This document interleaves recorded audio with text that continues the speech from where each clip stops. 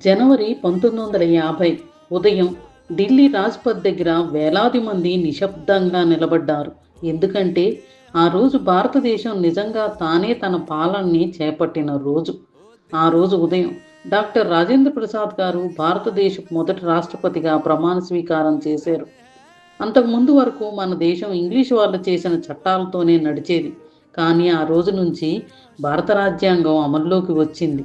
ఈ రాజ్యాంగాన్ని doctor BR Ambedkar నేతృత్వంలో దాదాపు 2 సంవత్సరాలు, 11 నెలలు, 18 రోజులు రాత్రింబవళ్లు కష్టపడి తయారు చేశారు. ఈ రాజ్యాంగం తయారు చేయడానికి 11 సెషన్లు, 114 రోజులు చర్చలు మరియు 300 మంది పైగా సభ్యులు కృషి ఉంది. ఆ రోజున అంబేద్కర్ గారు అన్న మాటలు ఇంకా చరిత్రలో నిలిచిపోయాయి. రాజ్యాంగం ఎంత మంచిదైనా దాన్ని అమలు చేసేవాళ్ళు మంచివాళ్ళు కాకపోతే అది విఫలమవుతుంది. అంటే దేశం గొప్పగా ఉండాలంటే కాగితం కాదు, పౌరులే గొప్పగా ఉండాలి.